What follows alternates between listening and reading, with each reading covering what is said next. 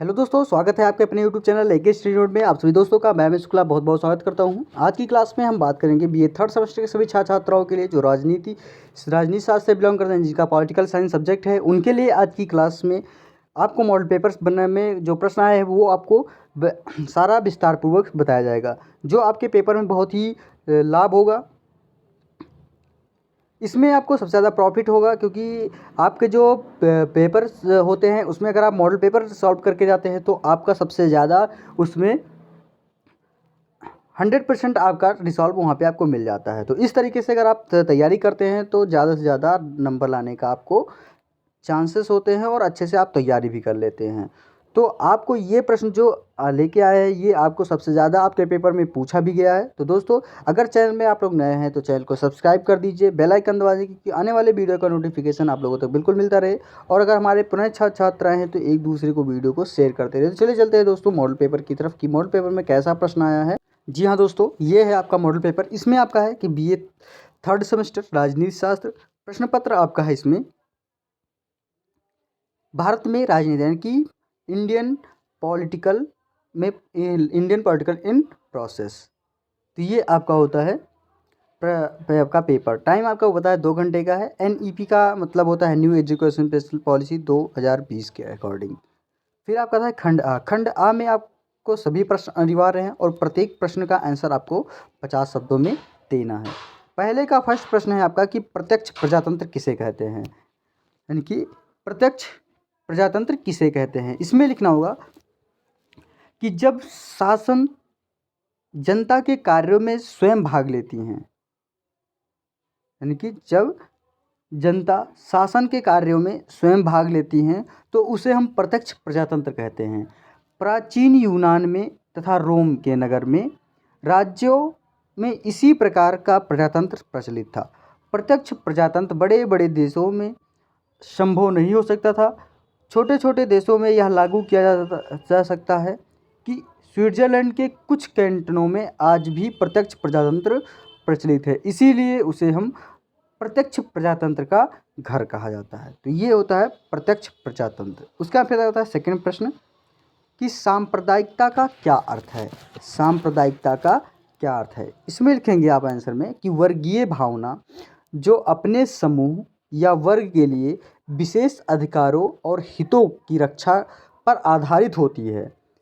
पंडित नेहरू जी के अनुसार लिखा गया है कि सांप्रदायिकता धार्मिक एकता पर आधारित वह वर्गीय भावना है जिसका वास्तविक स्वयं उस वर्ग विशेष के लिए राजनीतिक शक्ति और अधिकारों को प्राप्त करना है। वह वस्तुतः कुट मानसिकता है जो स्वयं को किसी धार्मिक संप्रदाय के ऊपर आधारित करती है, लेकिन उसका उद्देश्य राजनीतिक शक्ति एवं संरक्षण पर प्राप्त करना होता है। तो ये आपका हो गया सांप्रदायिकता का अर्थ। उसके बाद में फिर आपका आता है ग्राम पंचायत। तो नेक्स्ट आपका तीसरा प्रश्न है ग्राम पंचायत। ग्राम पंचायत क्या है, ग्राम पंचायत के बारे में लिखना है।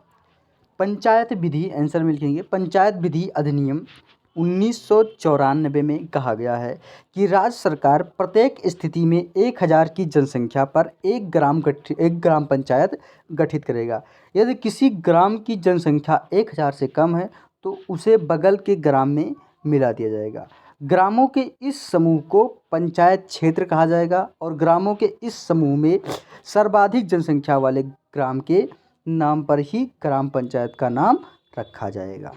प्रत्येक ग्राम पंचायत में एक प्रधान तथा 9 से 15 सदस्य की व्यवस्था की गई है। एक ग्राम पंचायत में सदस्यों की संख्या के संबंध में कहा गया है कि किसी ग्राम की जनसंख्या 1000 होने पर 9 सदस्य होंगे और यदि ग्राम की जनसंख्या 1000 से अधिक और 2000 से कम होती हैं तो 11 सदस्य और 2000 से 3000 होने पर 13 सदस्य होंगे। यदि किसी ग्राम पंचायत की जनसंख्या 3000 से अधिक है तो सदस्यों की संख्या 15 होगी। तो इस तरीके से सदस्य भी निर्धारित किए जाते हैं। उसका फिर आपका आता है नेक्स्ट प्रश्न। चौथा प्रश्न है बलवंत राय मेहता समिति। बलवंत राय मेहता समिति के बारे में यहाँ पे लिखना है।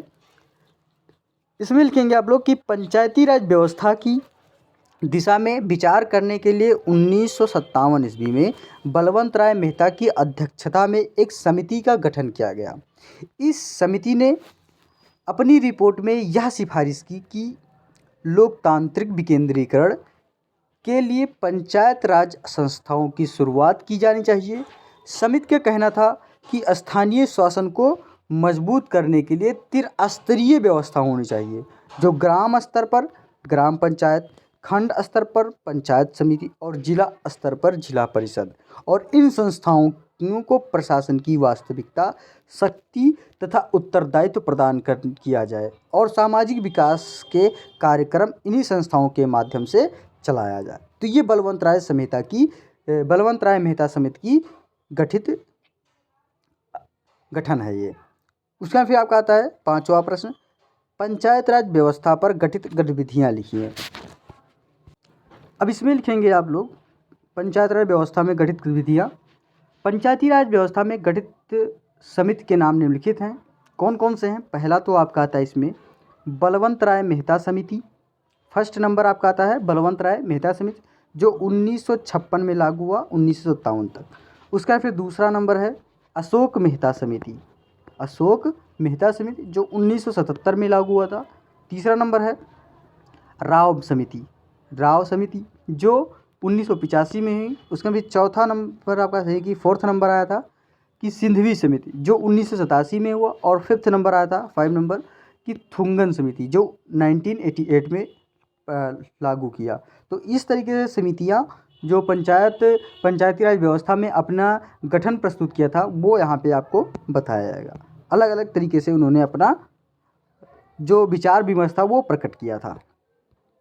उसके बाद फिर आपका आता है छठा प्रश्न कि नेक्स्ट प्रश्न है कि भारतीय संविधान में 12वीं अनुसूची के बारे में लिखिए। इसमें लिखेंगे आप लोग कि भारतीय संविधान में 74वें संविधान संशोधन के द्वारा 12वीं अनुसूची जोड़ी गई, जो अनुसूची से शहरी स्थानीय निकायों को प्रावधान किया गया है। जिस प्रकार से गांव के लिए पंचायती राज व्यवस्था का गठन किया गया है, उसी प्रकार शहरों के लिए शहरी निकायों का गठन किया गया है। 12वीं अनुसूची में शहरी निकायों का गठन, अधिकारों, कार्यों एवं वित्त का उल्लेख किया गया है। पंचायतों की तरह शहरी निकाय का गठन त्रिस्तरीय पर है। पहला इसमें फर्स्ट आता है नगर पालिका, दूसरा नगर पालिका और नगर पंचायत। महानगरों में महापालिका, शहरों के लिए नगर पालिका और छोटे शहरों के लिए नगर पंचायत का गठन किया गया है। संविधान की 12वीं अनुसूची में शहरी निकायों के लिए 18 मदों का उल्लेख किया गया है।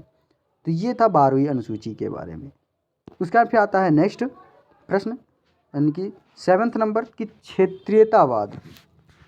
क्षेत्रीयतावाद के क्या दुष्परिणाम हैं। अब इसमें लिखेंगे क्षेत्रीयतावाद की भावना राष्ट्र के विकास में बाधक होती हैं, इसीलिए इसके निम्न दुष्परिणाम दिखाई देते हैं। फर्स्ट नंबर आता है इसमें कि विभिन्न क्षेत्रों के बीच संघर्ष एवं तनाव। सेकेंड नंबर आता है इसमें कि राज्य तथा केंद्रीय सरकार के बीच संबंधों का विकृत होना।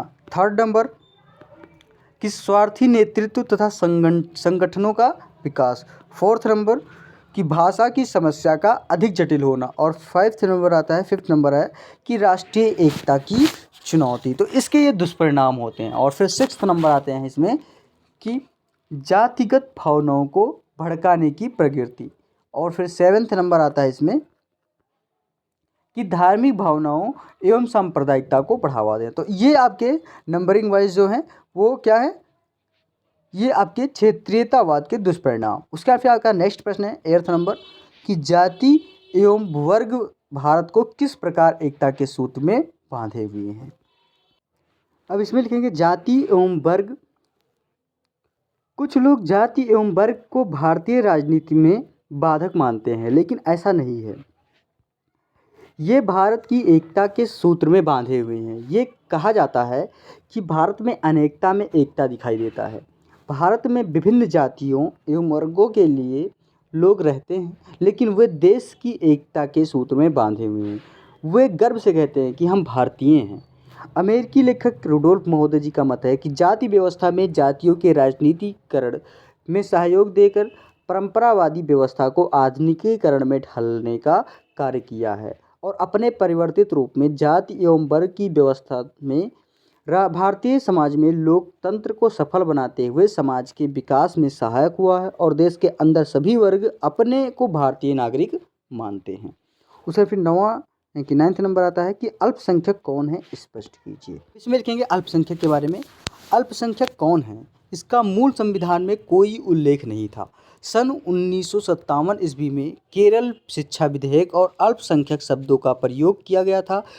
अब बात सर्वोच्च न्यायालय के सामने आई। इस विचार विमर्श करने के बाद सर्वोच्च न्यायालय ने अपने निर्णय में कहा कि कोई समूह जिनकी संख्या 50% से कम है वह अल्पसंख्यक हैं, लेकिन यह जनसंख्या राज्य की संपूर्ण जनसंख्या का होना चाहिए। अर्थात जिस समूह की जनसंख्या राज्य में 50% से कम है वह अल्पसंख्यक हैं। न्यायालय ने केरल सरकार के इस तर्क को अस्वीकार कर दिया कि अल्पसंख्यक का निर्धारण किसी क्षेत्र विशेष की जनसंख्या संदर्भ में किया जाना चाहिए। सामान्य रूप से अल्पसंख्यक की 3 श्रेणियों में विभाजित किया गया है। फर्स्ट नंबर क्या कहता है कि धार्मिक अल्पसंख्यक, जिसमें मुस्लिम, सिख, ईसाई, बौद्ध, जैन, पारसी मुख्य रूप से आते हैं। फिर सेकेंड नंबर भाषाई अल्पसंख्यक, जिस भाषा का प्रयोग करने वाले बहुत कम है। थर्ड नंबर अनुसूचित जाति, जनजाति एवं पिछड़ा वर्ग अल्पसंख्यक। इस संबंध में संविधान के 16वें संविधान संशोधन में उल्लेख किया गया है, यानी कि 16 आपका है कॉन्स्टिट्यूशन में अपडेट हुआ है। उसके फिर आपका आता है नेक्स्ट पॉइंट नगर पंचायत। नगर पंचायत के बारे में यहाँ पे आपको लिखना है। नगर पंचायत में क्या आता है कि नगर पंचायत शहरीकरण का सबसे छोटा इकाई है। जब कोई कस्बा ग्रामीण क्षेत्र में परिवर्तित होकर शहर में बदलता है तो वहाँ पर नगर पंचायत का गठन होता है। इसकी संख्या प्रदेश में 517 यानी कि 517 हैं। प्रत्येक नगर पंचायत में एक अध्यक्ष और अन्य सदस्य जनसंख्या के आधार पर निर्धारित होते हैं। इसी भी जनसंख्या के आधार पर कई वार्डों में विभाजित कर दिया जाता है। नगर पंचायत संक्रमण क्षेत्र के लिए गठित होती है। ऐसा क्षेत्र प्रकृति में मूलतः ग्रामीण होता है जो कालांतर में नगरीय प्रकृति का हो जाता है। ऐसी नगरीय संस्था को ग्रामीण और शहरी दोनों प्रकार के कार्य करने पड़ते हैं। तो ये आपका था खंड आ से। फिर आता है खंड बा से। खंड आ के सारे प्रश्न आपको एक एक करके बता दिया है। दोस्तों वीडियो अच्छी लगी हो जरूर लाइक करें, चैनल को सब्सक्राइब करना बिल्कुल ना भूलें और एक दूसरे को वीडियो को जरूर शेयर करते रहिए। फिर आता है इसमें आपका खंडवा। इसमें केवल 5 प्रश्न अनिवार्य हैं और प्रत्येक प्रश्न का आंसर आपको 200 शब्दों में देना है। पहले का फर्स्ट आपका सेकंड प्रश्न है कि पंडित जवाहरलाल नेहरू के नेतृत्व में गठित अंतरिम सरकार पर प्रकाश डालिए। बहुत ही अच्छा प्रश्न है ये भी आपका। इसमें लिखेंगे आप लोग कि 1945 के आम चुनाव में ब्रिटेन में मजदूर दल की सरकार बनी और उनके नेता इटली प्रधानमंत्री हुए। वे उदारवादी एवं श्रमिक नेता थे। जो मजदूर दल प्रत्येक व्यक्ति एवं देश की स्वतंत्रता के पक्षधर थे। इटली ने यह घोषणा किया कि भारत की आज़ादी जल्द ही दे दी जाएगी। इसके लिए ब्रिटिश संसद के निचले सदन यानी कि कॉमन सभा में भारत की स्वतंत्रता का विधेयक प्रस्तुत किया गया, जिसे संसद ने पारित कर दिया और आज़ादी के पहले ही पंडित जवाहरलाल नेतृत्व में अंतरिम सरकार का गठन किया और कैबिनेट मिशन में आधार पर 1946 ईस्वी में जवाहरलाल नेहरू जी के नेतृत्व में एक अंतरिम सरकार का गठन किया, जिसमें कांग्रेस और मुस्लिम लीग दोनों दलों के नेता शामिल किए गए। इस अंतरिम सरकार में 14 सदस्यों को शामिल किया गया। इसके कांग्रेस के 9 और मुस्लिम लीग के 5 सदस्य थे। इनका नाम विभिन्न से थे। पहले तो आते हैं पंडित जवाहरलाल नेहरू जी, जो कार्यकारी परिषद के उपाध्यक्ष विदेश राष्ट्रमंडल संबंध में थे। दूसरे नंबर पे थे सरदार वल्लभ भाई पटेल, जो गृह एवं सूचना प्रसारण मंत्री थे। तीसरे नंबर पे बलदेव सिन्हा जी रक्षा मंत्री थे। चौथा नंबर था डॉक्टर जान मथाई जी, जो उद्योग एवं आपूर्ति थे। 5वें नंबर पे थे सी राजगोपालाचारी, जो शिक्षा विभाग के थे। 6वें नंबर पे CH भाभा, जो कार्य खाने ऊर्जा पे थे। 7वें डॉक्टर राजेंद्र प्रसाद, खाद्य एवं कृषि विभाग में थे। 8वें नंबर पे आशा फली, जो रेल मंत्री थे। 9वें नंबर पे थे जगजीवन राम, जो श्रम मंत्री थे। उसके बाद फिर 10वें नंबर पे आते हैं TT सुधनगर, जो व्यापार मंत्री थे। और 12वें नंबर पर योगेंद्र नाथ मंडल विधि मंत्री थे। उसके बाद फिर 13वें नंबर पे अब्दुल रब निस्तार जो संचार पे थे, उसके बाद फिर गजनफर अली खान जो स्वास्थ्य विभाग में थे। उपर्युक्त 14 मंत्रियों में 9 सदस्य भारतीय राष्ट्रीय कांग्रेस पार्टी के, 5 सदस्य मुस्लिम लीग थे और अंतिम सरकार गठन के बाद संविधान सभा के चुनाव कराए गए। पंडित नेहरू के नेतृत्व में बनी अंतिम सरकार ने देश को आज़ादी मिलने तक कार्य किया। आज़ादी मिलने के समय भारत का विभाजन हो गया, जिसके कारण मुस्लिम लीग के 5 मंत्री पाकिस्तान और जिन्ना सरकार में मंत्री हो गए। मुस्लिम लीग को पाकिस्तान मिला तो भारतीय राष्ट्रीय कांग्रेस को भारत मिला।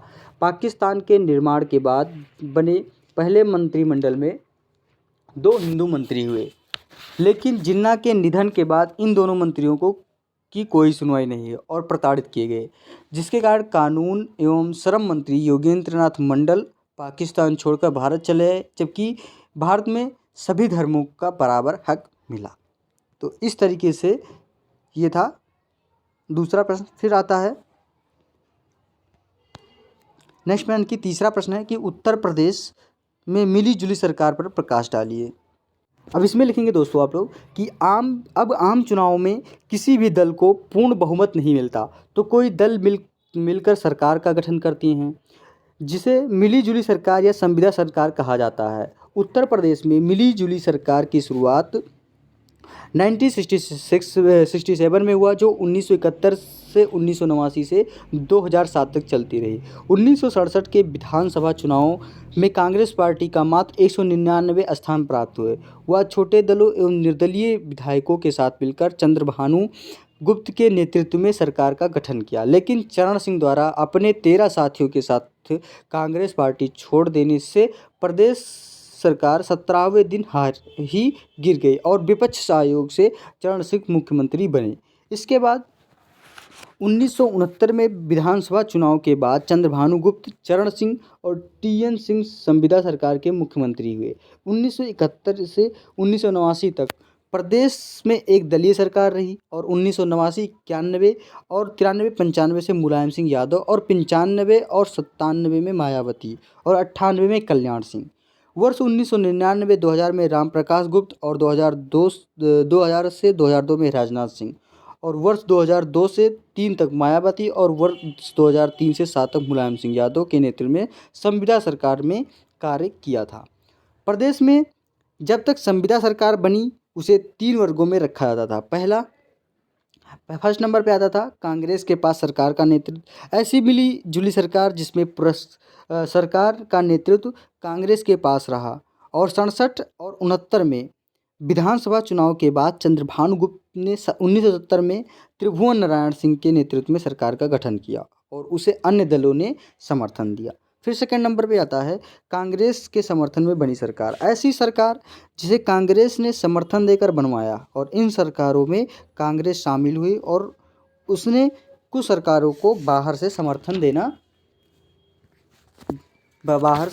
दिया। मात्र एक बार 1969 में चरण सिंह सरकार में कांग्रेस पार्टी शामिल हुई थी और अन्य सरकारों को उसने बाहर से समर्थन दिया था, जिसमें 2003 में मुलायम सिंह यादव के नेतृत्व में सरकार का गठन हुआ था। फिर थर्ड नंबर में गैर कांग्रेसी सरकार। प्रदेश में पहली बार गैर कांग्रेसी सरकार जो 1967 में चरण सिंह के नेतृत्व में बनी, जिसमें गैर कांग्रेसी सभी पार्टियां शामिल हुई थीं और सन 1989 में मुलायम सिंह यादव के नेतृत्व में दूसरी बार गैर कांग्रेसी सरकार बनी थी और जून 1995 से 2003 तक गैर कांग्रेस सरकार ही प्रदेश थी और जिसमें 95 से 97 मायावती और 98 में कल्याण सिंह और 99 रामप्रकाश गुप्त और 2000 में राजनाथ सिंह और 2000 में सुश्री फिर मायावती के नेतृत्व में गैर कांग्रेसी समविध सरकार बनी। और 2007 के विधानसभा चुनाव में उत्तर प्रदेश के मतदाताओं ने एक दल को स्पष्ट बहुमत देने का कार्य किया, जिसे संविदा सरकारों का युग अब समाप्त हो गया। तो इस तरीके से संविदा सरकार का सारा कहानी खत्म हुआ। उसके बाद में आपका आता है फोर्थ नंबर प्रश्न कि भारतीय संविधान में 74वें संविधान संशोधन पर प्रकाश डालिए। अब इसमें लिखेंगे कि संविधान में संशोधन से अभिप्राय संविधान में निर्धारित प्रक्रिया के अनुसार किया गया परिवर्तन है। इस परिवर्तन के द्वारा संविधान में कुछ जोड़ा जाता है, संविधान में कुछ समाप्त किया जाता है अथवा संविधान की व्यवस्थाओं में परिवर्तन किया जाता है। प्रायः समस्त संविधानों में संविधान निर्माता यह निर्देश देते हैं कि आवश्यकता के साथ संविधान में परिवर्तन किस प्रकार किया जाएगा। भारत में संविधान संशोधन। भारत का संविधान ना तो इंग्लैंड की संविधान की भांति लचीला है और ना ही अमेरिका के संविधान की तरह कठोर। भारतीय संविधान के निर्माण के समय यह दृष्टिगत रखा गया था कि संविधान ना तो कठोर बन जाए और ना उसे परिवर्तित होती हुई परिस्थितियों के अनुसार परिवर्तित न किया जा सके, और ना ही यह इतना लचीला हो कि वह सत्तारूढ़ दल के हाथों में खिलौना मात्र बन जाए। अतएव उन्होंने मध्यम मार्ग को चुना। संविधान की धारा 368 के अनुसार 368 के अनुसार परिवर्तन 3 विधियों से किया जा सकता है। फर्स्ट नंबर पे आता है इसमें कैसे, फर्स्ट नंबर पे कि संविधान में अनेक बातों को संसद में केवल साधारण बहुमत के आधार पर परिवर्तित कर सकती है। उदाहरण के लिए संसद राष्ट्रपति के सुझाव पर 2 या 2 से अधिक राज्यों की सीमा पर में परिवर्तन कर सकती है तथा नवीन राज्य की स्थापना कर सकती है अथवा उसके नाम को परिवर्तित कर सकती है। वह किसी भी राज्य को घटा सकती है। संसद केंद्र तथा राज्यों के लिए किसी भी प्रकार सम्मिलित अखिल भारतीय सेवा की उत्पत्ति कर सकती है। इस प्रकार कहा सकता है कि संविधान धारा 3 से 11 तथा 169 के संबंध में संशोधन तथा विधि निर्माण के मध्य कोई अंतर नहीं है। फिर सेकंड नंबर पे आता है कि संविधान में इस प्रकार के अनेक धाराएं हैं जिनमें परिवर्तन अथवा संशोधन करने के लिए संसद में उपस्थित और मतदान करने वाले सदस्यों के 2/3 बहुमत और संसद की कुल संख्या की स्पष्ट बहुमत की आवश्यकता होती है। और फिर तीसरे नंबर में आता है कि संविधान में कुछ धाराएं राज्यों को प्रभाव डालती हैं और उसको संसद में उपस्थित मतदान वाले सदस्यों को 2/3 बहुमत संसद की कुल संख्या को स्पष्ट बहुमत के बाद में कम से कम आधे राज्यों के विधानमंडलों में समर्थन प्राप्त करना पड़ता है। धारा 54 में राष्ट्रपति चुनाव, धारा 55 में राष्ट्रीय चुनाव की प्रक्रिया और धारा 73 में संघ की कार्यपालिका शक्ति की धाराएं हैं, जिसमें 241 धारा 241 में राज्यों की उच्च न्यायालय हैं, भाग 5 के अध्याय 4 में राष्ट्रीय संघीय न्यायालय है और भाग 11 के अध्याय में 1 में व्यवस्थापिका संबंध और 7वीं अनुसूची में संसद में राज्यों की प्रतिनिधि और धारा 368 के उपबंध आदि। तो ये थे इनके विचार विमर्श। उसके अंदर फिर आपका आता है संविधान संशोधन और संविधान सभा के विचार विमर्श। गोलकनाथ विवाद में निर्णय देते हुए सर्वोच्च न्यायालय ने अभिमत प्रकट किया गया कि संविधान संशोधन के लिए संविधान सभा बुलानी पड़ेगी और मुख्य न्यायाधीश के सुब्बा राव ने अपने एक भाषण में स्पष्ट कहा कि यदि संसद मूल अधिकारी को छीनना या कम करना चाहती है तो उसे जनता की सहायता से नई संविधान सभा का गठन करना चाहिए और संसद की असीम शक्तियां प्राप्त कर और इससे के अधिकार के तहत कानून बनाकर संविधान सभा को निर्माण किया जा सके। यदि संसद स्वयं को संविधान सभा के रूप में परिवर्तित करती है तो वो अवैध कार्य होगा, क्योंकि ऐसा कार्य करने हेतु उसने जनता के सत्ता यानी कि मैंडेट प्राप्त नहीं की जा सकती। जनता ने संविधान तैयार करने का अधिकार कठिन संघर्ष से प्राप्त किया है। इसके निर्माण में अनेक प्रमुख विशेष यानी कि विधिवेत्ताओं ने भाग लिया और इस देश में जो कुछ भी किया जाए वह जनता की इच्छाओं के अनुसार ही होना चाहिए। तो ये था चौथा प्रश्न। फिर पांचवा प्रश्न आता है आपका कि महिला सशक्तिकरण पर प्रकाश डालिए। अब इसमें लिखेंगे दोस्तों कि नारीवाद का प्रारंभ 1960 में साइमन डी बायस के द्वारा किया गया। उन्होंने अपनी पुस्तक सेकंड सेक्स में इस सिद्धांत को परिभाषित किया। यह सिद्धांत नारी की आज़ादी से जुड़ा हुआ है। यदि ऐसा नहीं होगा तो नारी अपनी सहभागिता समाज में कैसे निभा पाएगी। नारी की सामाजिक, आर्थिक एवं राजनीतिक अधिकार मिलने चाहिए। इन अधिकारों के अभाव नारीवाद का कोई औचित्य नहीं है। नारीवाद स्त्री और पुरुष के बीच भेदभाव को समाप्त करने की बात करता है। यह सुनिश्चित करता है कि महिलाओं को समान अवसर, शिक्षा का रोजगार प्राप्त हो। संपत्ति और मताधिकार भी महिलाओं को पुरुषों के समान मिलने चाहिए। सामान्य कार्य के लिए समान वेतन उन्हें दिया जाए। साथ ही घरेलू हिंसा और यौन शोषण के विरुद्ध उन्हें अधिकार मिलना चाहिए। एक विचारधारा के लोग यह मानते हैं कि नारीवाद पुरुषों के विरुद्ध विद्रोह है। पुरुषवाद महिलाओं के पुरुषों की अधीनता को स्वीकार करने के बाद करता है। पुरुष की श्रेष्ठता पूर्वाग्रह सामंतवादी की सामंती मानसिकता व महिलाओं को हीन समझने वाली सामंती व्यवहार पर आधारित है। जमीन मकान पशु की तरह स्त्री भी लोग अपनी संपत्ति मानती हैं। एक दूसरी विचारधारा के अनुसार महिलाओं को आज़ादी मिलनी चाहिए, उन्हें पुरुषों के समान सभी अधिकार मिलने चाहिए। इस विचारधारा के लोग स्त्री को सम्मान चाहते हैं। नारीवाद को सभी यह साक्ष्य है कि इस अधीनस्थ और अपीड़ित स्थिति को समाप्त करके उन्हें परिवार समाज राज्य और समूचे विश्व के स्तर पर पुरुष के बराबर स्थान दिलाना 20वीं शताब्दी की एक विलक्षण विशेषता महिला सशक्तवाद को उभरता हुआ स्वरूप है। आज एक सिद्धांत और संगठन का ढांचा तैयार करने में प्रयत्नशील है। महिला सशक्तिवाद को विकास की दृष्टि से दो भागों में रखा जाता है, यानी कि दो वर्गों में रखा जाता है। कौन कौन से हैं? पहले फर्स्ट नंबर पे आता है उदार नारीवाद, जो प्रारंभिक नारीवाद की शुरुआत जॉन लॉक के प्राकृतिक अधिकारों की अवधारणा से मिलती है, जिसमें महिलाओं के अधिकारों की बात कही गई है। इसके बाद John Stuart Mill, Karl Marx, Engels के विचारों में महिलाओं के अधिकारों की बात कही गई। उदारवाद प्रक्रिया अंतर्गत नारी के संबंध में सभी परंपरागत धारणाओं को खंडन करते हुए उन्हें पुरुषों के समकक्ष बताया गया है। फिर सेकंड नंबर पे आता है उग्र नारीवाद। इस नारी आंदोलन में को शक्तिशाली बनाने में महिलाओं एवं अंतर्राष्ट्रीय और राष्ट्रीय संगठनों की प्रमुख भूमिका रही है। महिलाओं के संगठनों में पुरुषों को अपना दुश्मन बताया है। पुरुषों द्वारा महिलाओं को दमन किया जाता है। पुरुषों के प्रभुत्व को उखाड़ना, उसको चुनौती देना उग्र महिला शक्तिवादियों को प्रमुख लक्ष्य है। हमारे देश में महिलाओं की उन्नति के लिए कई प्रावधान किए हैं, लेकिन आज भी उनकी स्थिति कमज़ोर एवं दलित पतित जैसी है। शिक्षित समाज में अब कुछ सुधार हो रहा है, लेकिन अशिक्षित समाज में एवं ग्रामीण क्षेत्र में इसका असर कम पड़ा है। तो इस तरीके से था महिला सशक्तिकरण के बारे में। उसका में 6 नंबर प्रश्न आता है कि भारत में राष्ट्रपति शासन के राजनीतिक प्रकाश डालिए। अब इसमें लिखेंगे दोस्तों कि संघ की कार्यपालिका राष्ट्रपति यानी कि शक्ति का एक निहित होती है, जिसमें राष्ट्रपति नाम मात्र की कार्यपालिका का प्रमुख होता है, जबकि वास्तविक शक्तियां मंत्रिपरिषद में निहित होती है। मंत्रिपरिषद द्वारा अपनी शक्तियों का दुरुपयोग किया जाता है। इसके द्वारा राष्ट्रपति शासन का सिफारिश करके राजनीति की जाती है। जैसे श्रीमती इंदिरा गांधी द्वारा सन 1975 में राष्ट्रीय आपात की घोषणा की गई थी। राष्ट्रपति शासन का उल्लेख संविधान के 3 अनुच्छेदों के रूप में किया जाता है। पहला अनुच्छेद 352 आता है, जो राष्ट्रीय आपात में होता है। फिर अनुच्छेद 356 आता है, जो राज्यों के संवैधानिक तंत्र के विफल में होने, और अनुच्छेद 360 जो है वित्तीय आपात में किया जाता है। ये 3 शासन जो हैं वो मुख्य रूप से किए जाते हैं।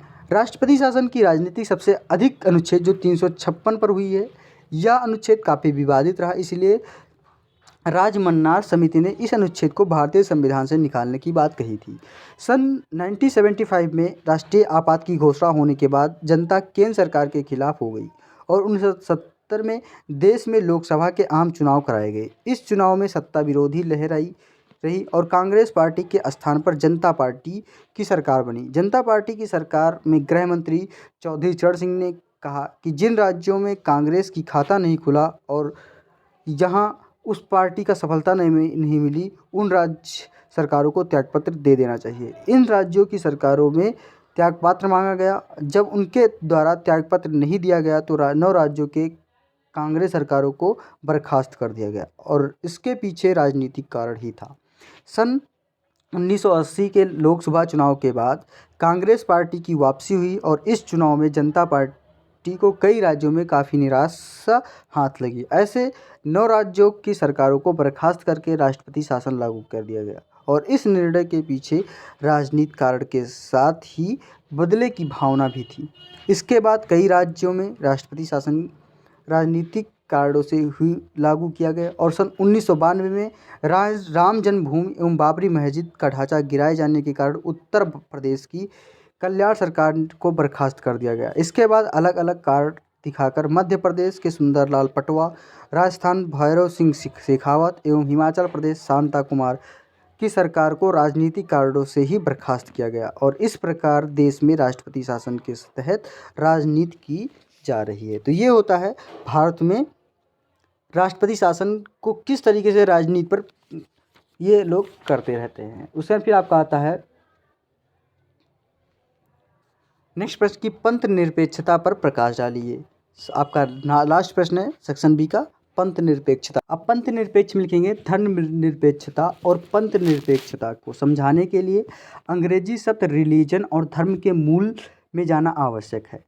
पंथ निरपेक्षता को अंग्रेजी में सेक्युलरिज्म कहते हैं, जिसका संबंध रिलीजन से है, ना कि धर्म से, जो कि सर्वे भवन्तु सुखिनः का भाव भूमि में प्रतिष्ठित होने के कारण मानव कल्याण के व्यापक मानवतावादी धरातल रखा गया है, जबकि रिलीजन व्यक्तिगत आस्था की पूजा पद्धति से संबद्ध है।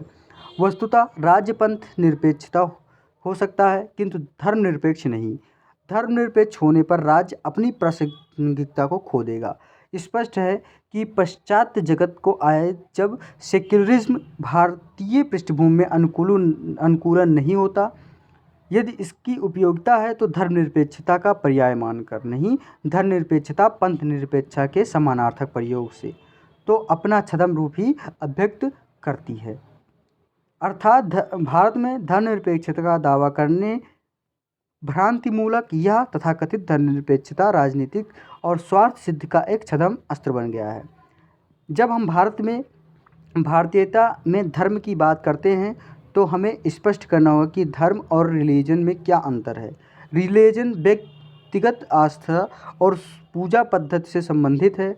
धर्म की अवधारणा मूलतः भारतीय है। यह संस्कृत भाषा का शब्द है। महाभारत में धर्म की व्याख्या करते हुए बताया गया है कि जो प्राणियों के कल्याण की सुनिश्चित करे वह धर्म है। हमारे यहाँ धर्म के 10 लक्षण हैं: अहिंसा, सत्य, शौच, अपरिग्रह, दया, परोपकार, प्रेम, दान, सेवा, समानता माने गए हैं। जीवन का कोई ऐसा भाग नहीं जो धर्म के अधिकार क्षेत्र से बाहर हो। मनु ने कहा है कि धर्म से जगत सुरक्षित रहता है। धर्म विश्व का धारक है और वह सभी प्रजाओं का धारण रक्षण करता है और धारण करने के कारण उसे ही धर्म कहा गया है। कहा गया धर्मडेयो जगत इसमें कहा गया कि धर्मडेयो जगत सुरक्षित मिदम धर्मो धरा धारकः धारणा धर्म मृत्यु धर्मो धारयते प्रजा। यानी कि वस्तुतः धर्मनिरपेक्षवाद कोई चीज़ नहीं है, यह कोई विचारधारा या दर्शन नहीं होते सकता, केवल यह सामाजिक आचरण एवं राजनीतिक कार्यक्रम है। यह कार्यक्रम तब तक चलता है जब तक समाज अंदर उदार धार्मिक भावना है। जो भारतीय समाज में उदार एवं धार्मिक दृष्टि का ह्रास हो रहा है, वही धर्मनिरपेक्षवाद अपना जनाधार खो रहा है। वह स्वयं उदार धार्मिक दृष्टि पैदा कर सकता है क्योंकि धर्म का सार्वजनिक कार्यों से अलग रखना चाहता है। वास्तव में पंथ निरपेक्षता एक ढोंग है और धर्मनिरपेक्षता एक छद्म है। मानवतावाद ही सर्वश्रेष्ठ धर्म है। धर्म की अवधारणा ही मानवतावादी है। गाय का रंग चाहे काला हो, चाहे लाल, चाहे भूरा, चाहे सफ़ेद, दूध तो सफ़ेद ही होगा। उसी प्रकार धर्म चाहे कोई भी होगा, उसका सार मानवतावाद है और मानवीयता ही दुनिया का धर्म है और दुनिया सारे धर्म, संप्रदाय, जाति, वर्ग और मानवीयता पर ही आधारित है। अतः धर्मनिरपेक्षता और पंथ निरपेक्षता के स्थान पर सर्वधर्म समभाव को दृष्टिकोण को ही समाचीन है। तो ये था आपका 7वां प्रश्न। तो इस तरीके से आपका सेक्शन बी का सारे प्रश्न थे। उसके फिर आपका आता है खंड सा से।